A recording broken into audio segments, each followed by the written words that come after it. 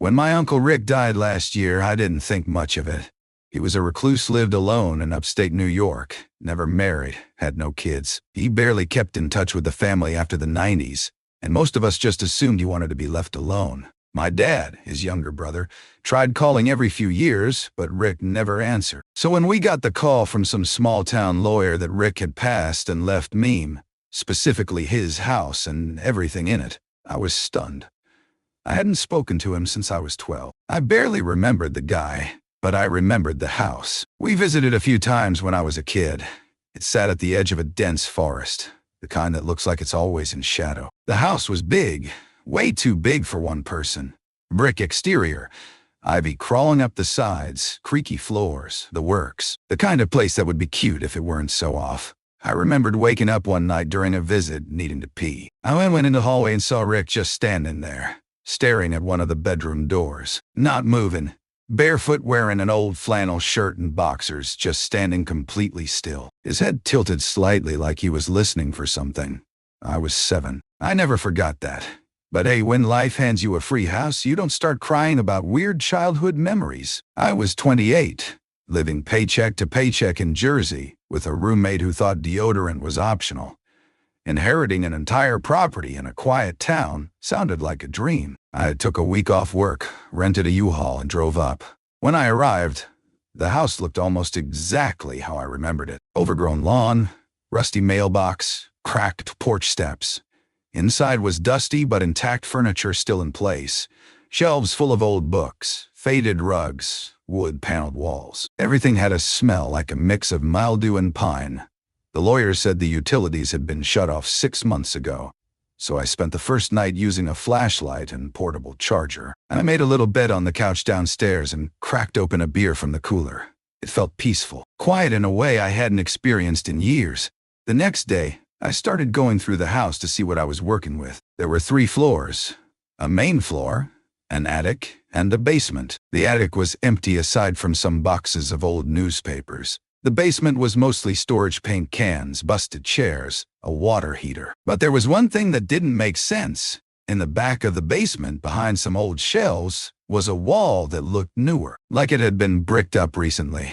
Not fresh exactly, but newer than everything else. The brick color was different, more orange than red, and it formed a perfect rectangle, like it was covering up a doorway. I stared at it for a long time, knocked on it, and it sounded hollow behind the bricks. That night, I barely slept. I couldn't stop thinking about it. By the 3rd day, I made up my mind.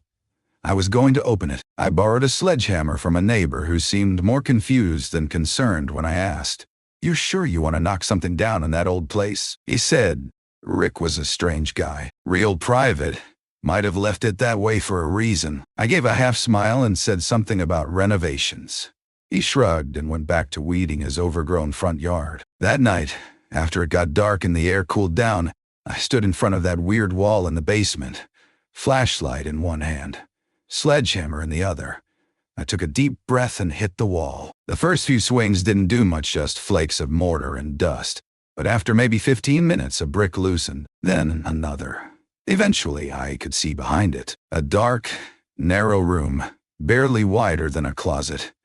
The smell hit me first. Rot. Not fresh. Not like a dead animal under the house. Something older, moldier. Like a fridge that had been unplugged for a year with meat still inside. I held my breath and cleared enough of the wall to squeeze through. The room was maybe 8 feet by 8 feet. No windows, no lights. Just a concrete floor, plain walls, and a chair in the middle. An old wooden one, stained and cracked. And on the floor in front of it, a set of rusted shackles bolted into the cement. I froze. They were human-sized. I backed out fast, heart pounding, stumbling over bricks and nearly dropping the flashlight. I stood there in the basement, chest heaving, sweat cold on my skin. My first thought wasn't even call the cops. It was, what the hell was Rick doing down here? I paced the basement for an hour, not sure what to do. I couldn't leave it like Death Elf opened, but I also couldn't ignore what I saw. That wasn't some leftover movie prop. The shackles were old, but they were real. Eventually, I took a few pictures with my phone. Not great once it was dark, but enough to prove I wasn't imagining things. Then I bricked up the opening again as best I could. I didn't want to look at it anymore. That night I slept upstairs in one of the bedrooms. Door locked, lights on. I told myself I'd drive back to Jersey in the morning. But then I found the notebook. It was buried in the back of Rick's closet, under a false floor panel.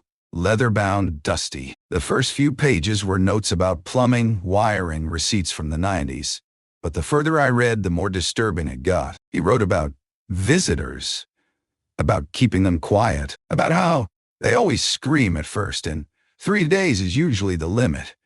There were dates, crossed-out names, and tally marks. Over 40 of them. Some entries were detailed, disturbingly detailed. April 3rd, 1999. The young one wouldn't stop crying, kept calling for his mom. I had to put the cloth back in. I think I did it too tight this time. I nearly threw up. Rick had been a serial kidnapper. Maybe worse. No, definitely worse. Those weren't just shackles in that room. They were tools. And he had used them over and over again. My hands were shaking. I dropped the notebook and stumbled into the bathroom. Threw up into the sink. What do you do in that moment? I mean, really? I just inherited a house from a man who'd apparently tortured and maybe killed people in the basement for decades. And no one ever knew. I could call the police. Of course I should have. But it wasn't that simple, because there was one more thing. Taped to the inside back cover of the notebook was a photograph. It was me, 7 years old, standing in the backyard of the house, the visit I remembered. And behind me, barely visible in the shadows of the tree line, was another child. Dirty, thin, eyes wide, looking straight into the camera. I had never seen that kid before in my life, but someone had been watching us both. I didn't sleep at all that night. I sat on the floor of the bedroom with the photograph in one hand and Rick's notebook in the other, rereading the entries, trying to make sense of it. The kid in the photo, maybe 10 years old, was wearing a torn red hoodie, standing stiffly like he didn't know what to do, like he wasn't supposed to be seen. But there he was, clear as day, just behind my childhood self. Someone had taken that photo from inside the house. Rick took it. That realization sunk into me like a needle. Rick had a prisoner back then, while my family was staying here, while we were eating dinner and playing cards upstairs. I couldn't stop shaking. Morning came, and with it, the first decision I made with a clear head. I grabbed my phone, went out to my car, and sat there for a long time, staring at the keys. Then I Googled missing persons cases in that area. I figured, maybe there would be something from the 90s. A kid who ran away, someone whose name matched one of the ones in the notebook. But after half an hour, I had no real leads. I called the non-emergency police line. My voice cracked like hell, but I kept it together enough to explain that I had found something suspicious in the basement of a deceased relative's home, some kind of room. Maybe something criminal? I didn't mention the notebook or the photo yet. I just wanted them to come see it. They said they'd send someone later that day. While I waited, I went back to the room and stared at the re-bricked wall. My amateur patch job looked awful, but it gave me a little time to process. Rick was dead. The horror was over, right? Then I heard it. A knock. 3 soft, deliberate knocks from the other side of the wall. I backed away so fast I tripped over a paint can. Landed hard. My heart was slamming against my ribs. I held my breath and listened. Silence. I waited a full 10 minutes before going back upstairs. I told myself it was in my head. Maybe the house settling. Maybe a rat. Maybe I was going crazy. But I knew what I heard. The cop showed up around 3 p.m. Officer Downs, mid-40s, buzz cut, firm handshake, small-town demeanor. I walked him through the house, down into the basement, and showed him the wall. I opened this, I told him. There's a room behind it. I covered it back up, but I think you need to see what's inside. He squinted at the bricks, then turned to me. What made you knock this down in the first place? I hesitated. It didn't look like the original foundation. It stood out. I got curious. He grunted and called in for backup standard procedure. I could tell he didn't quite know what to expect. 2 other officers showed up 30 minutes later, and together they broke through the wall completely. What followed was the worst moment of my life, because even though I had already seen the room, I hadn't smelled what was now inside. In the far corner of the concrete room, buried under a decaying tarp and a pile of old rags, was a body. Or what was left of it. The house was sealed off within hours. Crime scene tape, vans, forensics team. They questioned me for hours. What I knew, what I'd seen when I found it, how I was related to Rick. I gave them everything. The notebook, the photo, the memory from when I was a kid. Eventually, they let me leave. I checked into a cheap motel on the edge of town. That night, I stared at the ceiling, trying to picture Rick's face and failing. I kept seeing the photo. That other kid. I didn't even know his name. The next morning, I got a call from Officer Downs. They'd confirmed the remains belonged to a boy who went missing in 1998. Name was Jeremy Wyatt, 11 years old. Lived just 2 towns over. He had disappeared on his way to a comic book store. They said it looked like he'd died from malnutrition. There were no signs of blunt trauma. No obvious cause of death. But he'd been kept alive in that room for days, maybe longer. That night, I drove back to Jersey, but something followed me. The first few nights back in Jersey were rough. I kept trying to slip back into my old routine: coffee, emails, bad TV before bed, but I couldn't focus on anything for more than a few minutes. I kept checking my phone, scrolling through news updates from upstate. They'd officially confirmed that my Uncle Rick was connected to at least 2 more missing persons cases, but they hadn't released many details. The notebook I handed in was being processed. I never got it back. Probably never will. But that wasn't what bothered me. What bothered me was that the scratching started on the 5th night back. At first, it was faint, just a soft, irregular scrape against the drywall behind my bed. I thought it might be a mouse. My building was old. It wouldn't be the first time. I even knocked on the wall and made some joke to myself like, "All right, Rick, enough with the hauntings." I didn't think it would continue, but it did. Every night around 2 or 3 a.m., like clockwork, I'd hear it. Scratch, pause, scratch, scratch, scratch. It wasn't random. It was paced, deliberate. I started sleeping on the couch. Then one night I stayed up late watching TV with headphones on. Around 2:45 a.m. the power cut out. Total blackness. I thought it was the building, but when I looked out the window, the streetlights were on. My neighbor's kitchen light was glowing too. Just my apartment. And then I heard it again. Scratch. Only this time it was coming from inside the closet. I grabbed a flashlight and slowly walked to it. I don't know why. I didn't have a plan. My brain was empty. My hands were cold. I opened the door. Nothing. Just my coats, boots, a pile of Amazon boxes. But as I reached to pull the light chain, I saw it. The photo. That photo.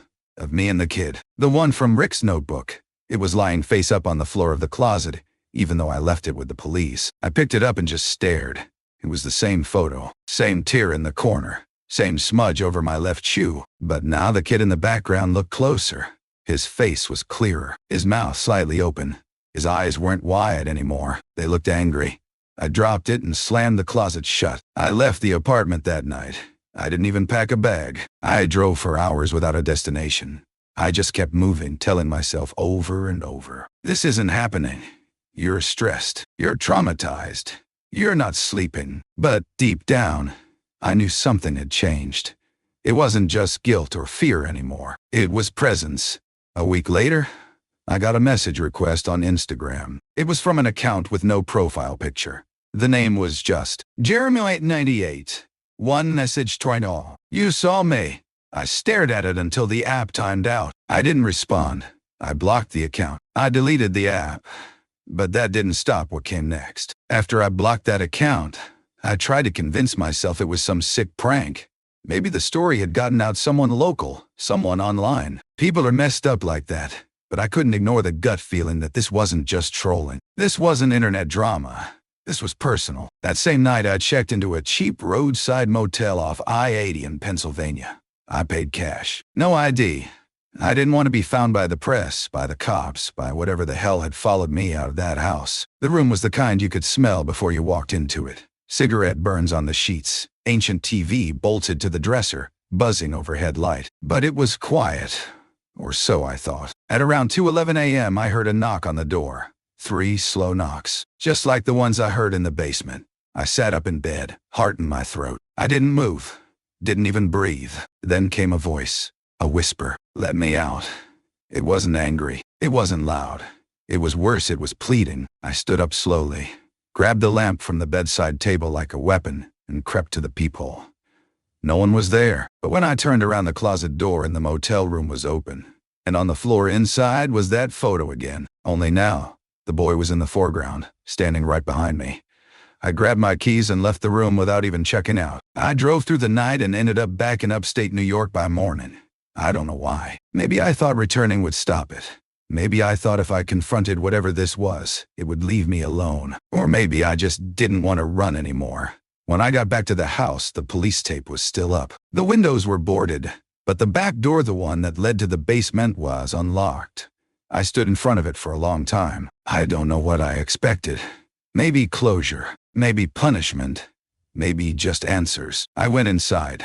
The house was cold and dark, stripped of anything personal. The air had that stale, rotting scent again, the kind that sticks in your teeth. I walked down into the basement slowly, every step creaking louder than the last. The bricks were gone now. The room was wide open, and there in the center was the chair, empty. But the shackles were open, as if whatever had been in them had left. And carved into the wall behind it, freshly scratched and jagged, were 5 words. "You let me stay there." I stood frozen, because it was true.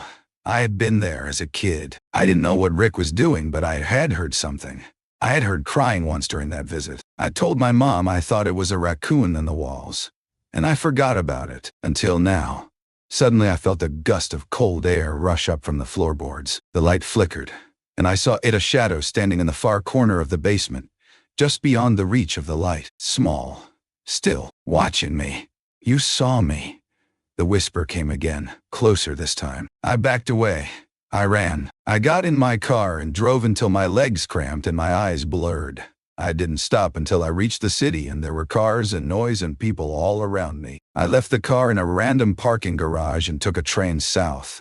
No destination, just away. It's been 3 weeks. I don't stay in one place more than a night. I keep the lights on. I don't go near closets. I don't look at old photos. And I don't sleep through the night, because every time I do, I hear Jeremy, scratching, whispering, always at 2 a.m. And sometimes I wonder if this is the punishment. Not for what Rick did, but for what I didn't. For hearing a kid cry behind a wall and doing nothing. Update 1 posted 1 week later. Someone messaged me from a burner Reddit account. No username, no posts. They just sent a photo. It was Rick's basement, but the chair wasn't empty anymore. There was a man in it. His head was slumped, his hands chained. It was me. Update 2 posted 2 months later. I thought it was over. I really did. I've been seeing a therapist, sleeping a little better, moved to a new city under a new name. No social media, no contact with old friends. I did everything I could to bury the past, to bury him. Until last night, someone slipped an envelope under my apartment door. No name, no return address, just a single Polaroid inside. Me, asleep, in my new apartment, and standing behind the couch was the same boy, Jeremy, in that red hoodie, eyes wide, and on the back of the photo, written in smudged pencil, 5 words. "This time, you stay here." I haven't been home since. I'm writing this from a gas station bathroom with the light flickering overhead. I don't know what's real anymore, but I think this story isn't mine anymore. It's his. Final update posted 6 months later. This will be my last post. If you're reading this, do not go looking for the house. Don't ask questions. Don't try to help. Don't call the cops. Don't talk to his name out loud. The more attention you give him, the closer he gets. I tried moving across the country. I changed everything: name, appearance, records. Burned every photo, trashed every notebook, even got rid of my phone. It didn't matter. He doesn't need doors anymore. Last night I woke up in a different room. Cold concrete walls, rusty chair, dim light. I thought it was a dream until I saw the chain tighten around my ankle. And then I heard it from the darkness behind me. "Now you see me." No screaming, no struggle, just silence. I don't know how long I've been here, but if you start hearing the scratching too, don't open the door, don't check the closet, and never look at old photos. Goodbye. Subscribe for more videos.